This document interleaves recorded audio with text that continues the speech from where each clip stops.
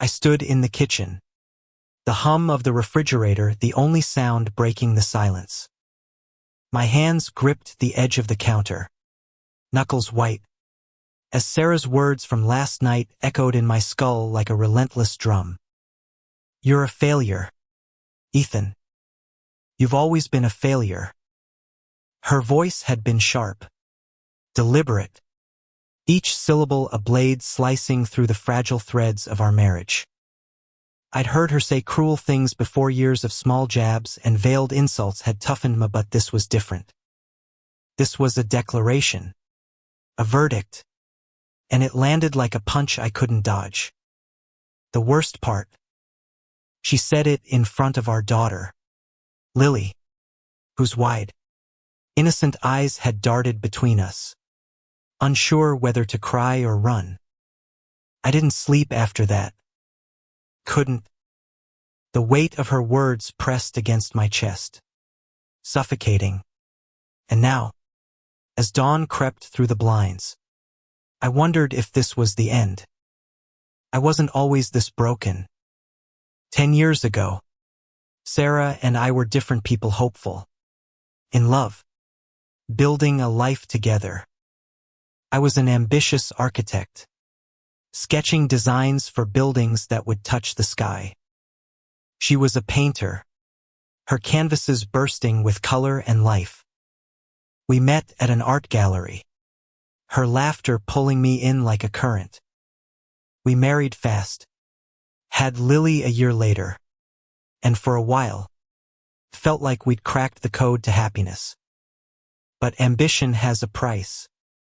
My firm collapsed during the recession, and with it went my confidence. Sarah's art stopped selling, and resentment crept in like damp rot. We fought over money, over time, over who was sacrificing more. I took a job at a construction company, managing projects instead of designing them, and she started teaching art classes at the community center. We survived, but surviving isn't living. Last night wasn't the first time Sarah's words had cut me, but it was the first time I saw something darker in her eyes, something calculated, like she wanted to break me. I replayed the argument in my mind. It started small. As always, Lily had spilled juice on the carpet, and I'd snapped at her, tired from a long day. Sarah exploded, calling me out for my temper, but it escalated too fast. She brought up every failure, the lost firm, the unpaid bills, the dreams we'd buried. Then came the final blow. "You're not the man I married," she said, her voice low and venomous. "You're a shadow, Ethan, and I'm tired of living in the dark." Lily's gasp was the only sound that followed, and I stood there, frozen, as Sarah stormed out of the room. This morning, I poured coffee, the mug trembling in my hand. I didn't know how to face her. Part of me wanted to scream, to throw her words back at her, to demand why she turned so cruel. But another part, a quieter, uglier part, wondered if she was right. Was I a failure? Had I let them down? The thought gnawed at me, and with it came a flicker of something dangerous, the urge to make her feel the same pain. Revenge wasn't my nature, but the idea of hurting her back, of exposing her own flaws, was seductive. I pushed it down, ashamed, and focused on Lily. She'd be up soon, her backpack slung over one shoulder, oblivious to how deep the cracks in our family had grown. I had to protect her, even if I didn't know how to protect myself. I heard footsteps on the stairs, and my stomach twisted. Sarah appeared in the doorway, her face pale, her eyes avoiding mine. "We need to talk," she said, her voice flat, like she was reading a script. My heart sank. Those words never led anywhere good. I nodded, setting the mug down, bracing for another fight. But she didn't yell. Instead, she sat across from me, her hands folded tightly, and said, "I didn't mean what I said last night." The apology caught me off guard, but it didn't feel sincere. It felt like a tactic, a way to keep me from leaving. I wanted to believe her, but the wound was too fresh. "You meant it," I said quietly. "You've been meaning it for years." Her lips parted, but no words came. For the first time, I saw a flicker of fear in her eyes, and it gave me a strange, bitter satisfaction. We sat in silence, the air thick with unspoken truths. I thought about the years I'd spent trying to be enough for her, the nights I'd stayed up worrying about bills, the times I'd swallowed my pride to keep the peace. I thought about Lily, caught in the crossfire of our failures. And I thought about the word that had been creeping into my mind for months. Divorce. Felt like a betrayal, a surrender, but also a release. Could I walk away? Could I break the family Lily deserved? The questions churned, and Sarah's next words only deepened the chaos. "There's something you need to know," she said, her voice barely above a whisper. "It's about me. And someone else." My blood ran cold. The room seemed to tilt, and I gripped the table to steady myself. Whatever she was about to confess, I knew it would change everything. Sarah's confession hung in the air like smoke, thick and suffocating. "Someone else," she'd said, and though she hadn't elaborated, the implication was clear. My mind raced, conjuring images I didn't want to see her with another man. Laughing, touching, sharing the intimacy we'd lost years ago. I stared at her, searching for remorse, but her face was a mask, unreadable. "Who?" I managed to choke out, my voice raw. She looked away, her fingers twisting the hem of her sweater. "It's not what you think," she said, but the words sounded hollow, rehearsed. I wanted to scream, to demand details, but Lily's footsteps echoed upstairs, and I bit back my anger. This wasn't the time. Not with our daughter about to walk into the room. Lily bounded in, her hair a mess, her backpack slung carelessly over one shoulder. "Morning, Daddy," she chirped, oblivious to the storm brewing between us. I forced a smile, my heart aching at her innocence. Sarah stood abruptly, busying herself with breakfast, as if she could dodge the truth by scrambling eggs. I watched her, the woman I'd loved for a decade, now a stranger hiding secrets. The urge to hurt her back surged again, stronger this time. I imagined confronting her in front of someone she cared about, exposing her betrayal, making her feel the shame she'd heaped on me. But Lily's laughter pulled me back. I couldn't let my pain poison her world. After Lily left for school, the silence returned, heavier now. Sarah sat back down, her eyes fixed on the table. "It was a mistake," she said finally.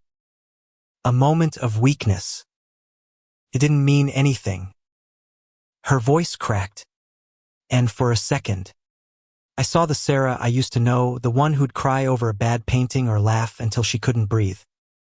But that Sarah felt like a ghost now, replaced by someone who could betray me and call it a mistake. "Who was it?" I asked again, my tone colder. She hesitated, then whispered a name. Mark.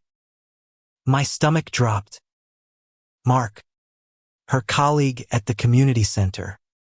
The charming art teacher with a smile that always felt too familiar. I'd met him at events. Shaken his hand. Never suspecting he'd be the one to shatter what was left of us. I stood, pacing the kitchen, trying to keep my rage in check. How long? I asked. She shook her head, tears spilling now. It was one time, Ethan. I swear. I was lonely. And you were never here. Even when you were. Her words stung, shifting the blame back to me. I wanted to argue, to tell her I'd been drowning too. But the truth was, I hadn't been the husband she needed. I'd buried myself in work, in guilt, in the endless grind to keep us afloat. But that didn't justify this. Nothing did. You don't get to make this my fault, I said, my voice shaking. You chose this. She sobbed. But I felt no pity. Only a cold, growing resolve. I wanted her to hurt, to feel the weight of what she'd done.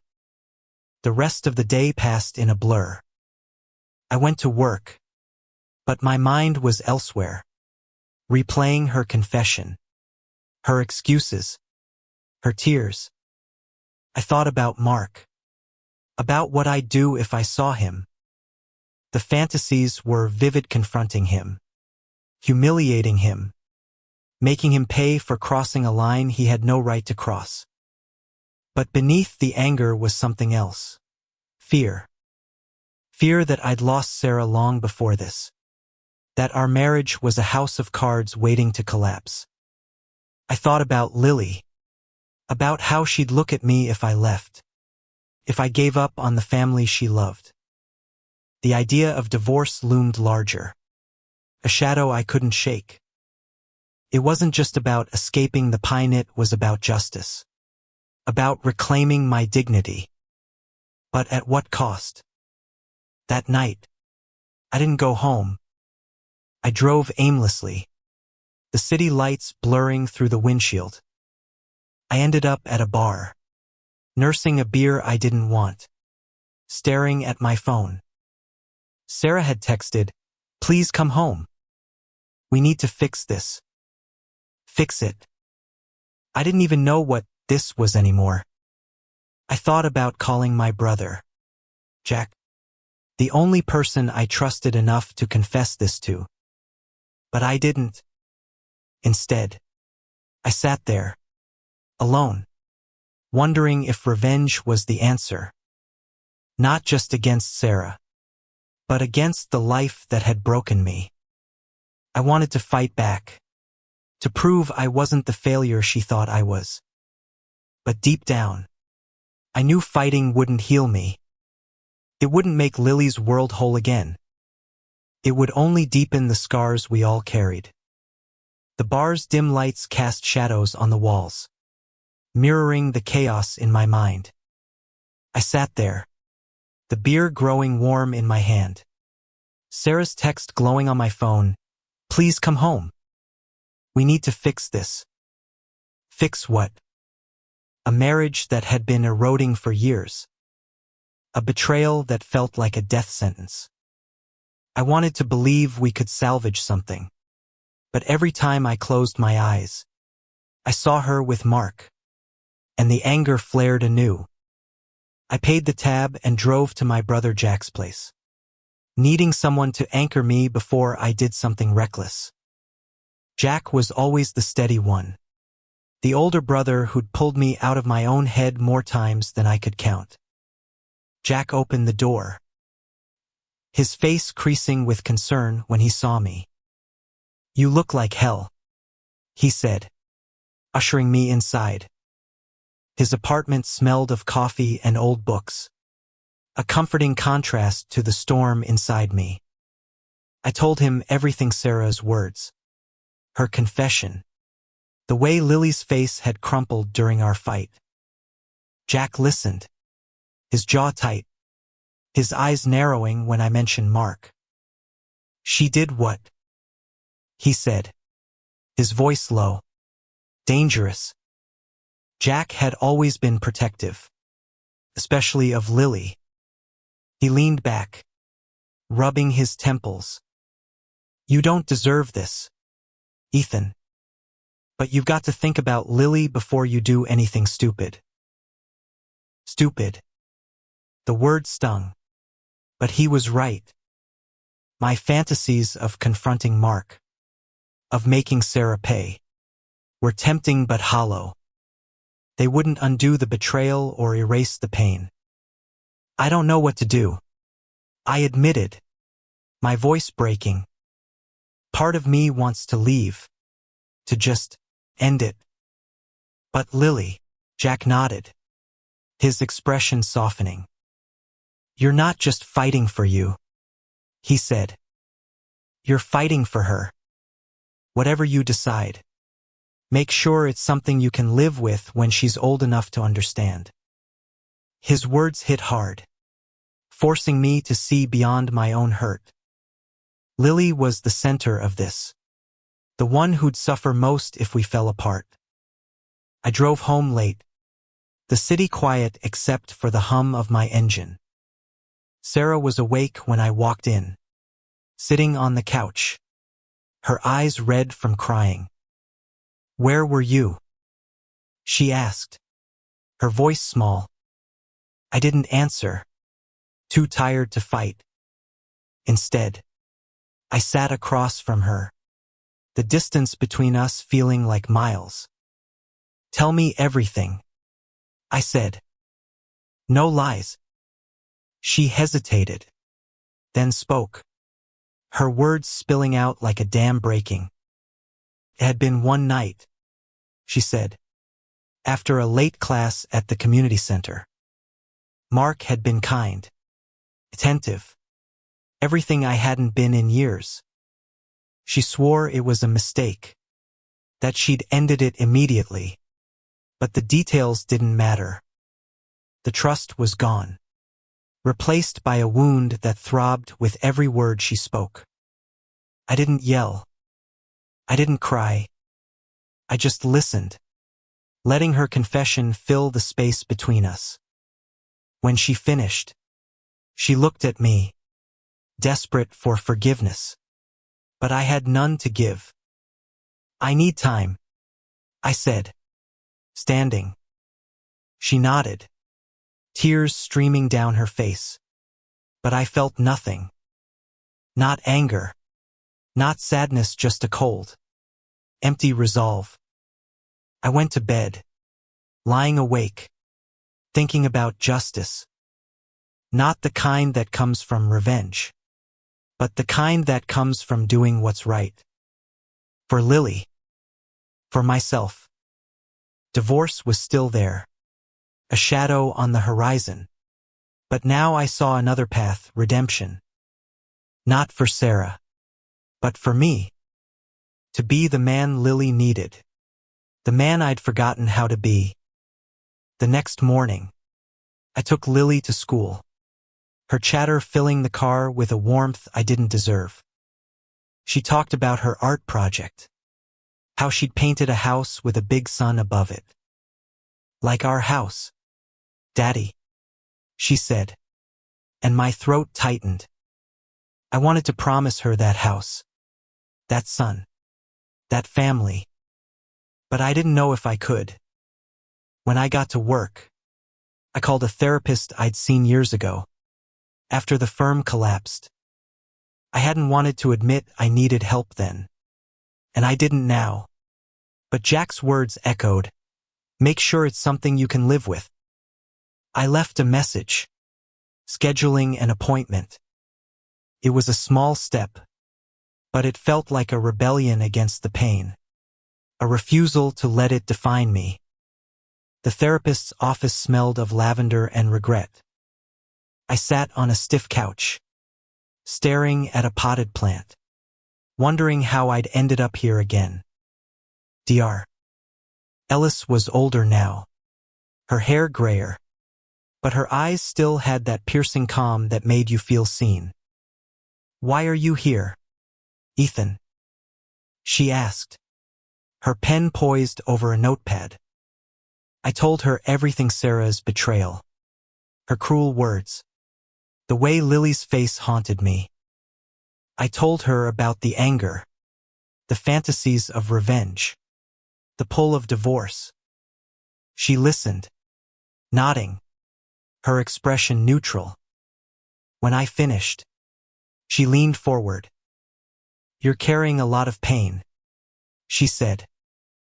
"But pain doesn't make decisions. You do." Her words stuck with me as I drove home. Pain doesn't make decisions. I've been letting it steer me, letting it whisper that revenge or escape were my only options. But what did I want? Not just for me, but for Lily, for the family we'd built. I didn't have answers, but for the first time, I felt like I could find them. At home, Sarah was distant, tiptoeing around me like I was a bomb about to go off. I didn't reassure her. Couldn't. Instead, I focused on Lily, helping her with homework, listening to her stories about school. Her laughter was a lifeline, pulling me back from the edge. That night, I confronted Sarah again, this time with less anger. "Why did you tell me?" I asked. "Why now?" She looked surprised, then weary. "Because I couldn't keep it inside anymore," she said. "I thought, maybe if you knew, we could start over." Start over. The words felt like a mockery, but there was something in her voice, vulnerability. Maybe that made me pause. I didn't trust her, but I saw a crack in her armor, a glimpse of the woman I'd loved. I didn't know if it was enough, but it was something. "I'm seeing a therapist," I said abruptly. Her eyes widened. "For us?" she asked. I shook my head. "For me." The days that followed were a strange dance of avoidance and effort. Sarah tried to be kinder, making small gestures, cooking my favorite meals, asking about my day, but they felt forced, like she was auditioning for a role she'd already lost. I went to therapy twice a week, unpacking years of resentment, guilt, and fear. Dr. Ellis pushed me to confront my own role in our marriage's decay. "You can't control Sarah," she said, "but you can control how you respond." It was hard to hear, but it was true. I'd been absent, not just physically but emotionally, hiding behind work and pride. I hadn't been the husband Sarah needed, just as she hadn't been the wife I deserved.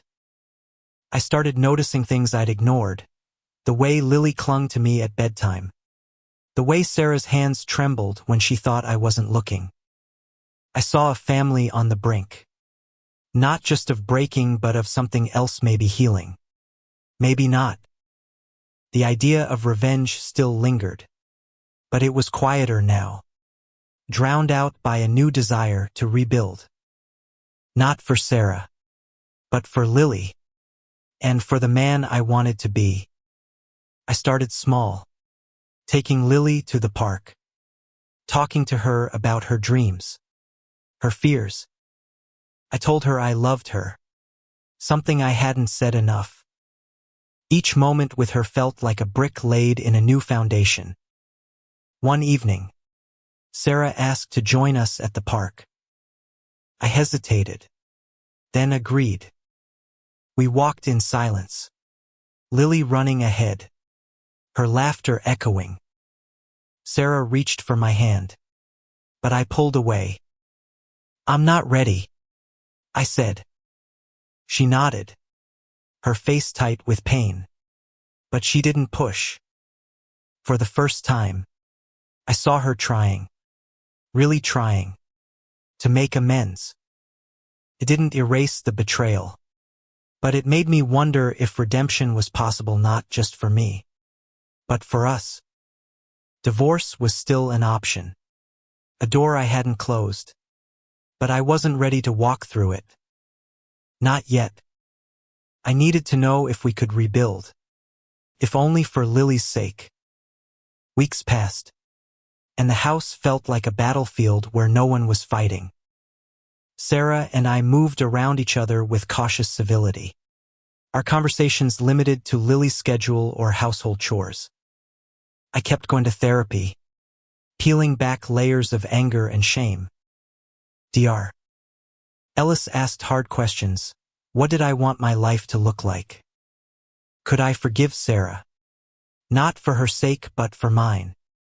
I didn't have answers, but the questions forced me to confront the man I'd become: distant, resentful, quick to blame. I didn't like him. I wanted to be better. For Lily. For myself. Lily was my anchor. Her drawings covered the fridge. Bright bursts of color that reminded me of Sarah's old paintings. One evening, she showed me a picture of our family 3 stick figures under a too big sun. "This is us," she said, pointing. Happy. The word broke me. She didn't know about Mark, about the fights, about the word divorce that hung over us like a storm cloud. I hugged her tightly, promising myself I'd protect that happiness, whatever it took. But what did it take? Staying with Sarah, despite the betrayal, or leaving, to find peace.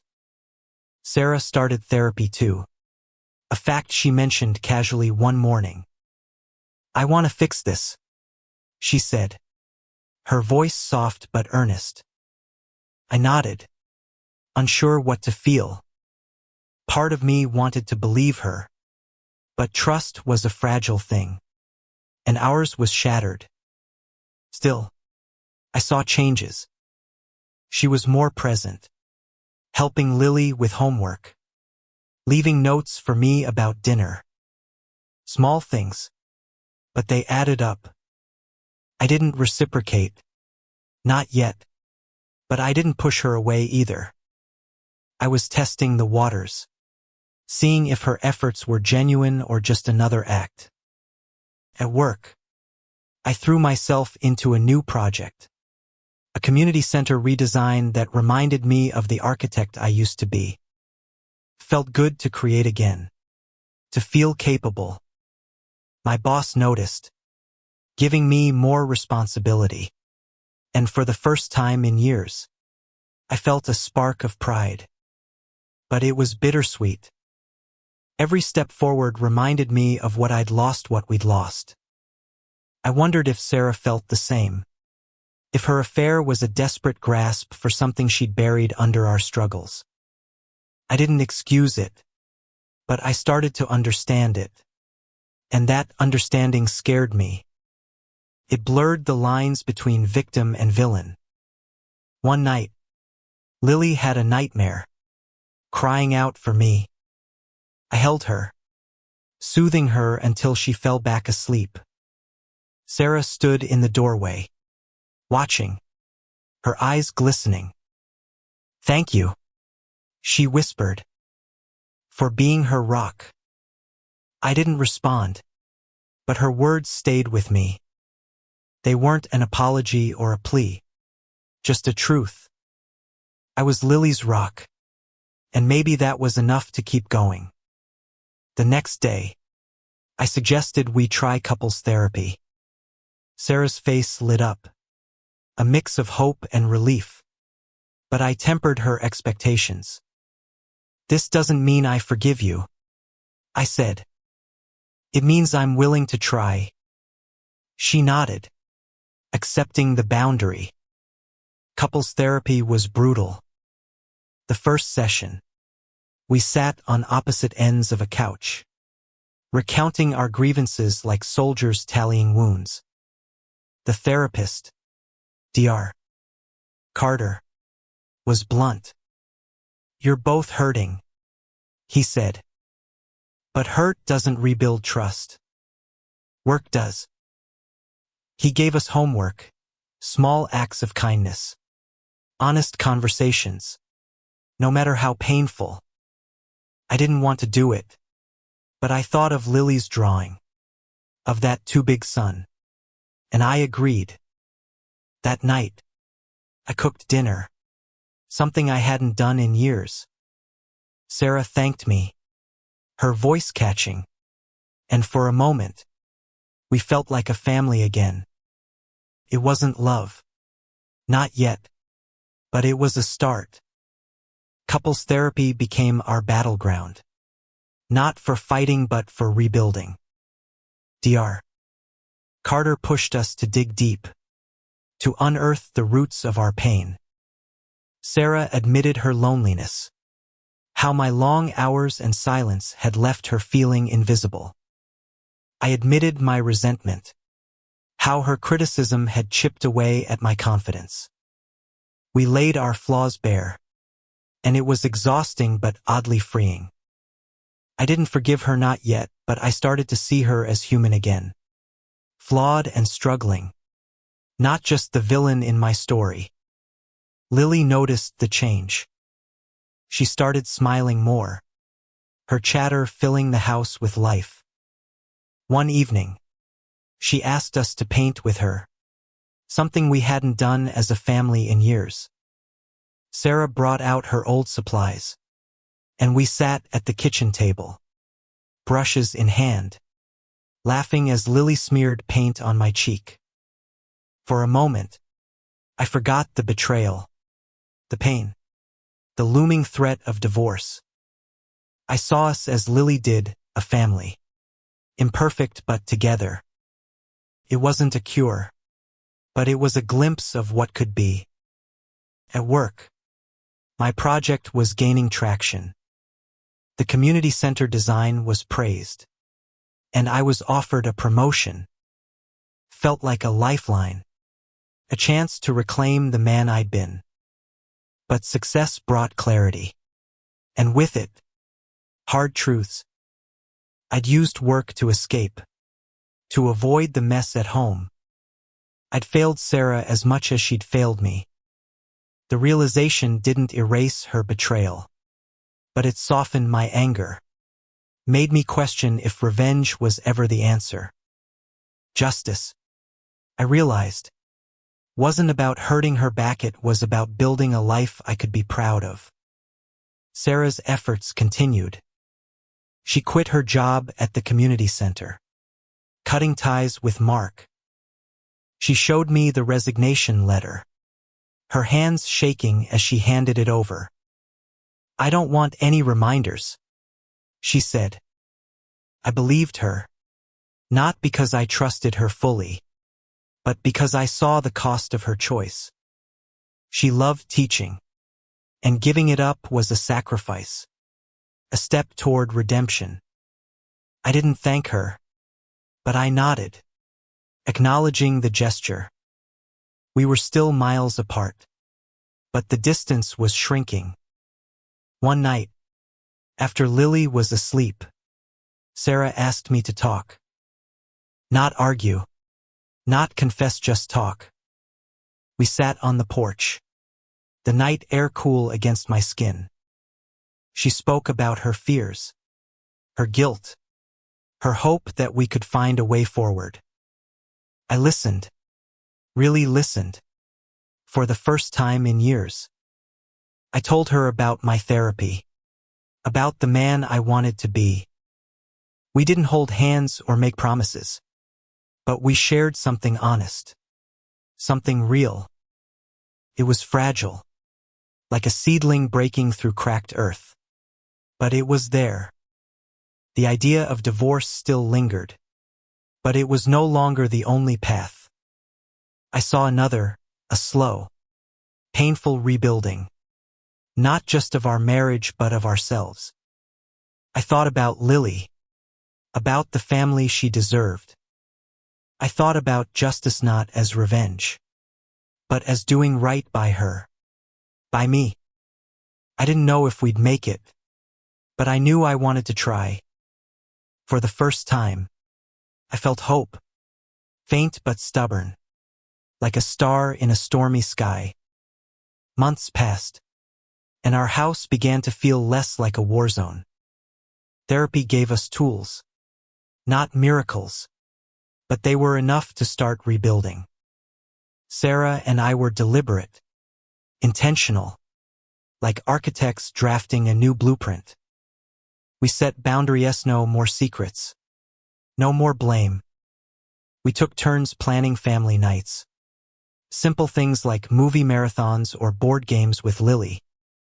Her joy was our compass, guiding us through the fog of our past. But trust was still a ghost, present but intangible. I caught myself watching Sarah sometimes, wondering if she'd slip, if Mark was truly gone from her life. She sensed it, my doubt, but she didn't push. She was patient, and that patience was both a gift and a challenge. At work, I thrived. The promotion came with a team, a budget, a chance to design again. I poured myself into it, not to escape but to create. My designs for the community center were bold, inspired by the family I was fighting for. Colleagues noticed, calling me focused, driven. I felt like the man I'd been before the recession, before the fights, before the betrayal. But success didn't erase the scars. It only gave me the strength to face them. I started writing letters to Sarah, not to send but to process. In them, I poured out my anger, my hurt, my hope.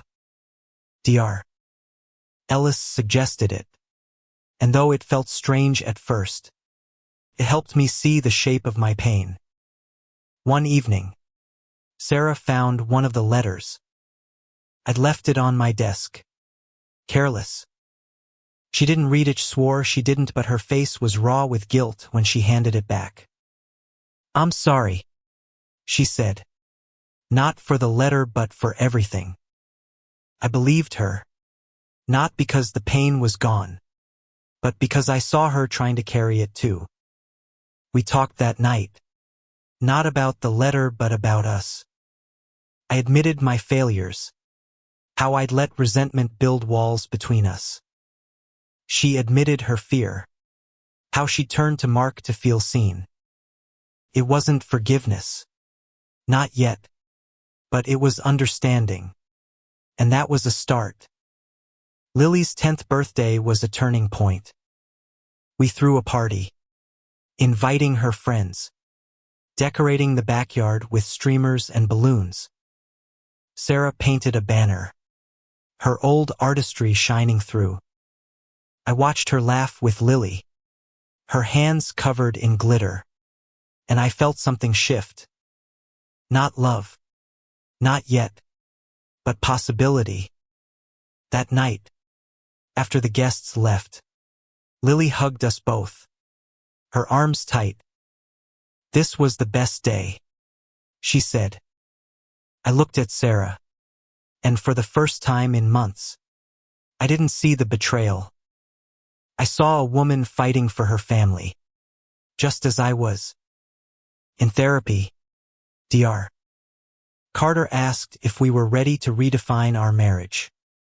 Not rebuild the old one, but create something new. The question scared me, but it also lit a spark. I didn't want the marriage we'd had fragile, built on assumptions. I wanted something stronger, rooted in honesty. Sarah agreed, her eyes steady. We started small, sharing one truth each day, no matter how small. I told her I missed her laugh. She told me she admired my strength. They were fragile threads, but they were weaving something new. Divorce was still there, a shadow I couldn't ignore, but it was fainter now.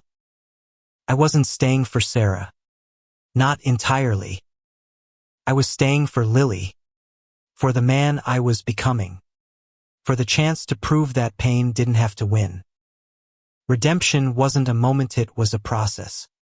One I was willing to walk, one step at a time.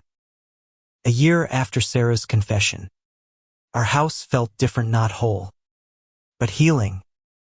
We weren't the couple we'd been, nor did we want to be. We were something new, forged in the fire of our mistakes.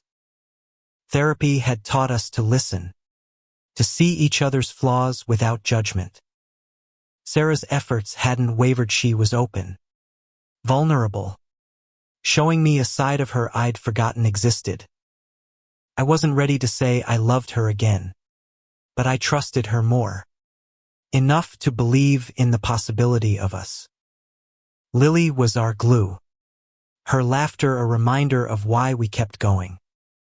She didn't know the details of our struggle, but she felt the shift. Her drawings brighter, her hugs tighter. My work flourished. The community center opened to praise. My name attached to something I was proud of.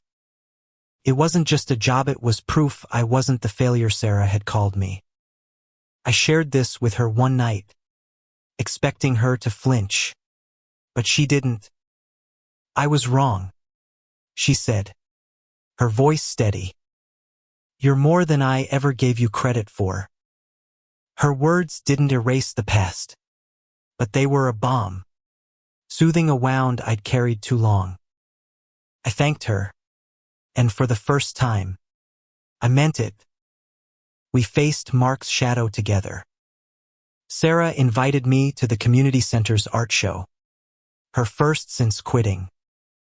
I went, bracing for the sight of him, but he wasn't there. She'd made sure of it. The paintings she displayed were raw, emotional, reflecting our journey. One, a canvas of fractured lines merging into a sunrise. Felt like us. I bought it, hanging it in our living room, a silent promise to keep trying. She cried when she saw it, and I held her, not out of love but out of hope. Dr. Carter warned us healing wasn't linear. There were days I doubted, days I saw divorce as the easier path. But those days were fewer, drowned out by moments of connection. Lily's school play, where we sat together, clapping like proud parents. Quiet nights on the porch, sharing truths. Sarah's hand brushing mine, no longer pulling away. Justice, I realized, wasn't about punishment. It was about building something better.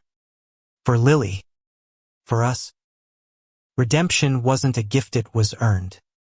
Through effort, through pain, through choice.